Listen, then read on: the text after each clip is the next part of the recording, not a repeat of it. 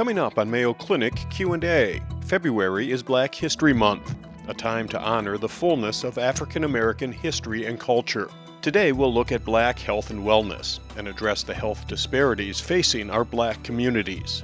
There are multiple dimensions of wellness.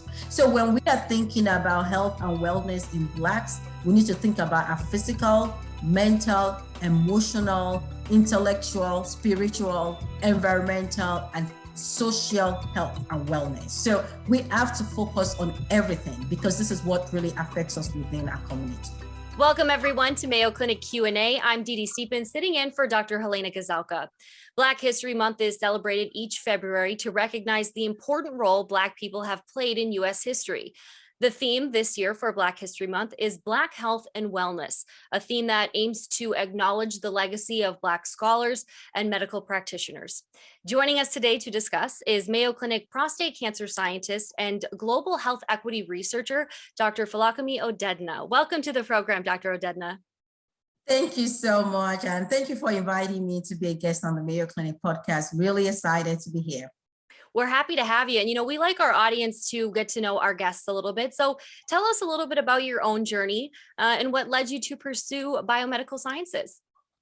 That is actually one of my favorite stories to tell. But first, I would like to wish everyone a happy Black History Month. Black history is American history, and everyone should celebrate our history 365 days a year. So real quickly, as a background, my first degree is in pharmacy, and subsequently, I made a decision to get a PhD in pharmaceutical sciences and become a biomedical scientist. I would say the primary reason I chose to be in this particular field is because I grew up seeing my mom struggle with asthma on a daily basis. I mean, every time that she goes through the night, wheezing and trying to take another breath is a reminder to me that life is so precious to us. And her quality of life was really compromised with her struggling to breathe because of what we now recognize as social determinants of health. Includes the fact that the lack of or limited healthcare access, economic instability within our family, our neighborhood environment, and all the environmental pollutions that were around us all affected our health. So for me, it was an easy decision for me to devote my career to addressing health and wellness in our community. And I've been doing this for almost 30 years now, and we still have a long ways to go. We made a little bit of progress, but still a long ways to go. Well, that is a great story. So as I mentioned earlier, the 2022 theme for Black History Month is Black health and wellness. What does that theme mean to you? I would say it's really about time that we focus on Black health and wellness because our community is disproportionately experience health disparities, and thus it means a lot to me.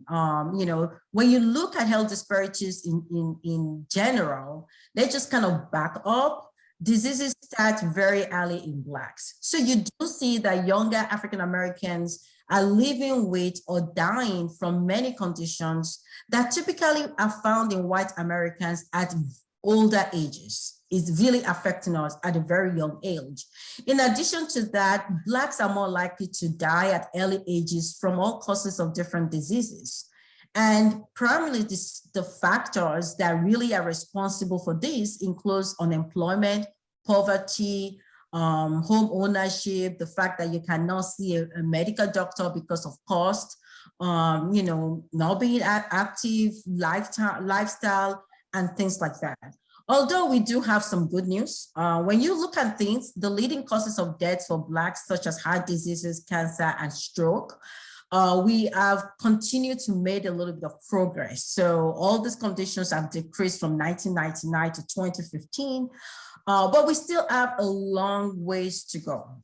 We have a long ways to go. And another thing that I wanted to mention to your audience before I close up on why it's so important to focus on health and wellness is this idea that we have to recognize that there are multiple dimensions of wellness. So when we are thinking about health and wellness in Blacks, we need to think about our physical, mental, emotional, intellectual, spiritual, environmental, and social health and wellness. So we have to focus on everything because this is what really affects us within our community. That's a really great point. Thanks for bringing that up. Health disparities in the United States led to the phrase, when white folks catch a cold, Black folks get pneumonia. How do you interpret this phrase? And do you feel that it holds true today? Fortunately, again, it does hold true. And we don't even have to think far to think about how it holds true. Look at COVID-19. Look at how COVID-19 has really devastated minority and underserved community, especially the Black community. While the impact is not as much as we see within the white community. It's still impactful, but disproportionately more in the Black community. So we are much more likely to be impacted by chronic diseases compared to white racial group. And I'll give you some unique examples, which really underscore this phrase and lets you know that it still holds true today. For example, in 2019, the mortality by population among Black men was 26% higher than in white men. By the time we got to 2020, it's now 45% higher in Black men compared to white men. For Black women in 2019, it was 15% higher in Black women compared to white women. By the time we got to 2020, it was now 32% higher in Black women compared to white women. Another thing that really talks about this phrase is when we look at breast cancer in Black women, right? White women are more likely to get prostate cancer compared to Black women. But when Black women get breast cancer, they are more likely to die from breast cancer compared to white women. And when you compare, non-Hispanic Blacks to Hispanics as well as white non-Hispanics Blacks have the lowest expectancy that we can actually think of. And I know that this kind of statistics is like, people have to wonder what is responsible for this statistics. And we cannot just be focusing on the stats. We need to know the root causes and we need to be able to address the root causes. And if you allow me to, I can talk about the three major factors that really are responsive for the root causes that we find in these disparities. You want me to go on? Absolutely, yes, please do. Okay, so, when we have these statistics, and they really are quite depressing for the Black community, there are three main factors that are responsible for the health disparities that we see in the Black population. Number one is what we call the healthcare system factors. And when we talk about the healthcare system factors, it has to do with the fact that there's lack of access to screening, there's lack of access to diagnostic and therapeutic health services. The area of technological gaps that we are developing for healthcare is not being targeted or tailored to the Black populations, and so they are being left behind. So that is the healthcare system factors. When you talk about the provider level factors, which is when we're thinking about physicians, pharmacists, or nurses, or any other providers, there is what we know as provider bias. Sometimes when you look at a Black person, a Black man or a Black woman, you tend to think differently about what is causing their diseases, or you're not personalizing the care to them. In addition to bias, we have discrimination, which sometimes marginalizes Blacks. Even myself, I have experienced so many discrimination within the healthcare system that is due to the bias of the provider who is providing care to me. So that is another level. And then the third and the last level is the individual level factors. So which has to do with us personally. And these are what we call the social determinants of health factors. And that includes education access, education quality, healthcare access, healthcare quality, finances, economic stability, social and community factors, as well as neighborhood and environmental factors. If you remember, these are some of the examples of what I gave that actually happened to my mom, when she had she was struggling with asthma when I was growing up. These social determinants of health factors are things that we really need to address to be able to improve the health of the Black community. Thank you for going over that. I think that's really important information for people to hear. Why is it important to provide spaces for Black people to counter economic and health disparities and the discrimination?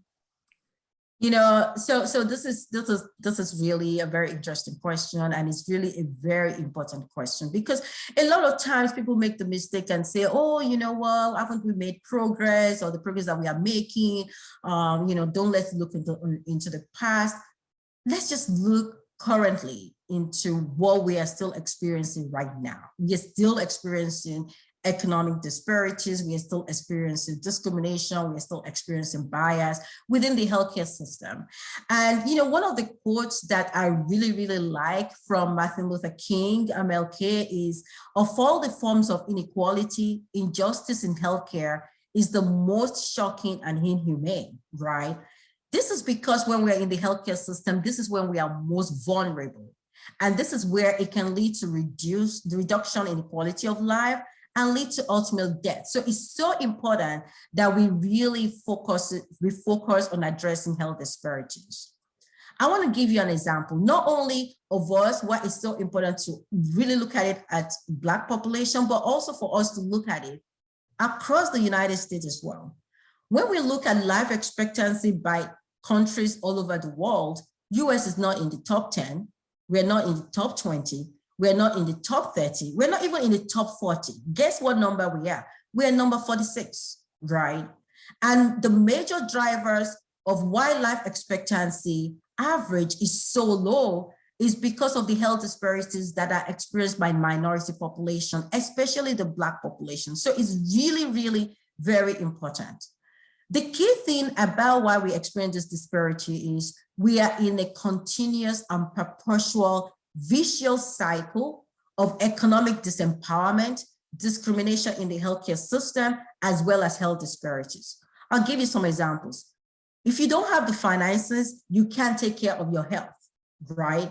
And when we are discriminated against in the healthcare system, we get very low health quality.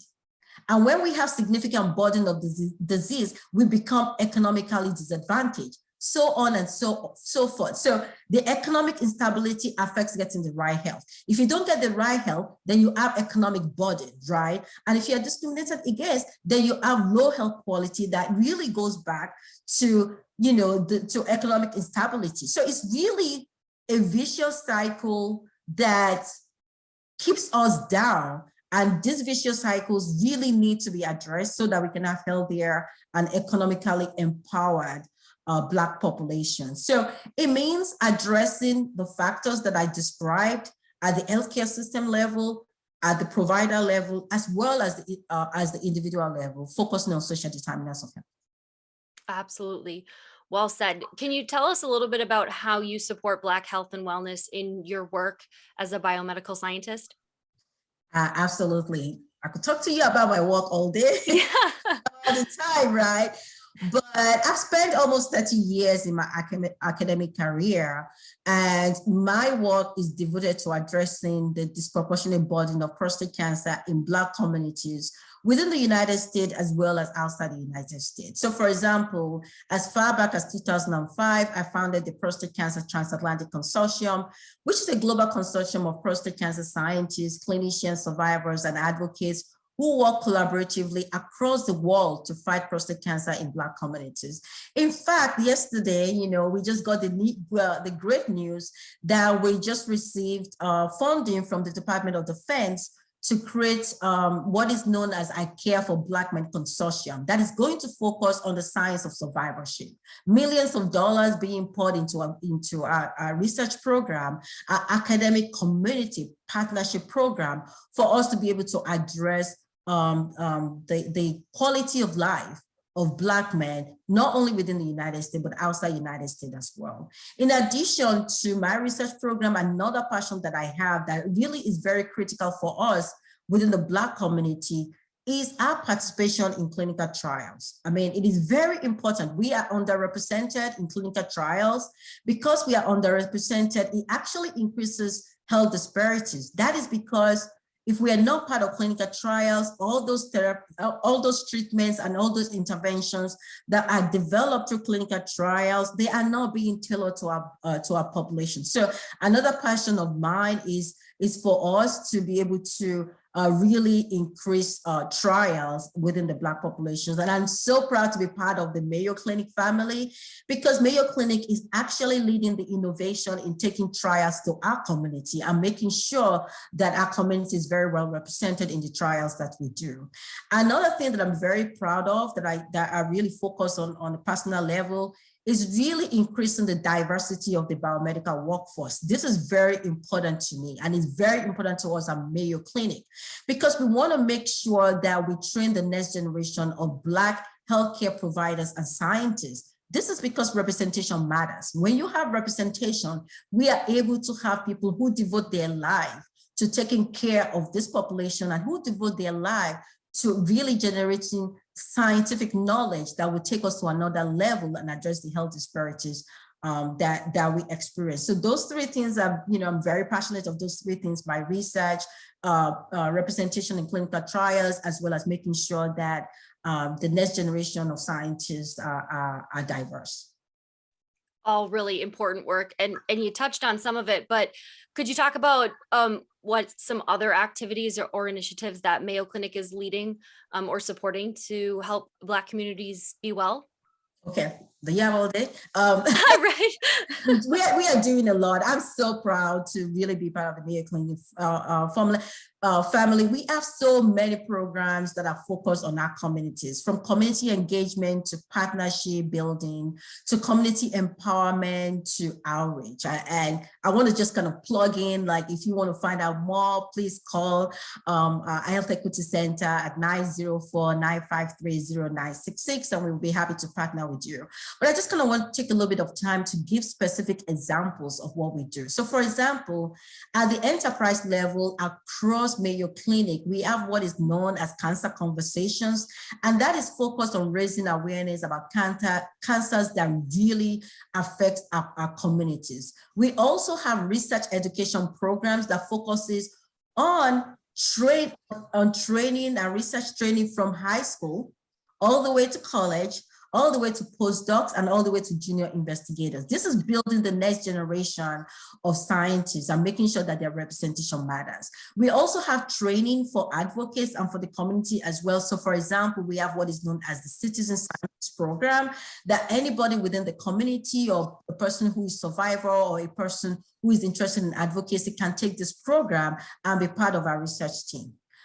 Let me talk specifically about some of our campuses. In Florida, we have community mini grants because we believe that it's very important for us to give seed funding to community organizations. This is because, as you know, if the problem is in the community, then the solutions can be from the community. So we do give mini grants to community organizations. We have a program that is called Wellness RX that addresses food insecurity and wellness education in the community. We have programs such as Women in Faith series, partnering with the Sisters Network, partnering with other multiple organizations like Urban League, American Post, 100 Black Men, the Black Male Prostate Cancer Coalition, and so on and so forth. In Arizona, we have a coalition of Blacks against breast and prostate cancer, and they're doing wonderful work within the community. In Minnesota, we have the Community Garden, providing health education and outreach to improve nutrition in our community. And also at the global level, we have several programs in Black communities all over the world. And in fact, I am so proud of what we are doing this week. As you most probably know, tomorrow is World Cancer Day. And the Mayo Clinic Cancer Center partnered with the Union for International Cancer Control to celebrate World Cancer Day. And we have done a lot in that area, from videos to generating awareness, all over about cancer. The theme is Closing the Cancer Gap, so it's really great. I'm doing a Facebook Live tomorrow, organized by the Union for International Cancer Conference. We are doing so much, so I'm happy to continue to talk about what we do. But we look forward to, we're so excited because we partner with our Black communities to be able to make sure that what we do and how we do it is very responsive to them. And we make sure that we are actually taking everything that we do to the community and doing it within the community. Another thing that I would like to mention was that last week was World Cancer Day, February 4th, and I participated in the Facebook Live. This is one of the ways that Mayo Clinic is actually leading in really promoting health and wellness in Black populations globally. It just can't be underscored enough how crucial all this work is. And it's great to hear about it. And like you said, I feel like we could talk about this all day with you, especially. But is there anything else, any final words that you wanted to add that you want to let the viewers know? Yeah, absolutely. If there's anything that I always say, that one of the things that I always want to leave is I just want to talk to the Black community and my Black brothers and sisters that it is very important that we are empowered to be part of our care and be part of clinical trials. We really are highly underrepresented when it comes to clinical trials, and we need to develop interventions and treatments that are tailored to our community so that we are able to really bridge the gap and close the gap to health disparities. So if you're hearing my voice, there is so much that Mayo Clinic is doing in partnering with different organizations within the Black community, including Black physicians who are primarily taking care of you within the community. So please think about participating in clinical trials. That would be what I would like to end with, because that is very important to me. Wonderful. Thank you for adding that. Our thanks to Mayo Clinic prostate cancer scientist and global health equity researcher, Dr. Folakemi Odedina, for being here today to discuss Black health and wellness with us during Black History Month. It was a great discussion. Thank you so much. Thank you. Mayo Clinic Q&A is a production of the Mayo Clinic News Network and is available wherever you get and subscribe to your favorite podcasts. To see a list of all Mayo Clinic podcasts, visit newsnetwork.mayoclinic.org. Then click on Podcasts. Thanks for listening, and be well. We hope you'll offer a review of this and other episodes when the option is available. Comments and questions can also be sent to Mayo Clinic News Network at mayo.edu.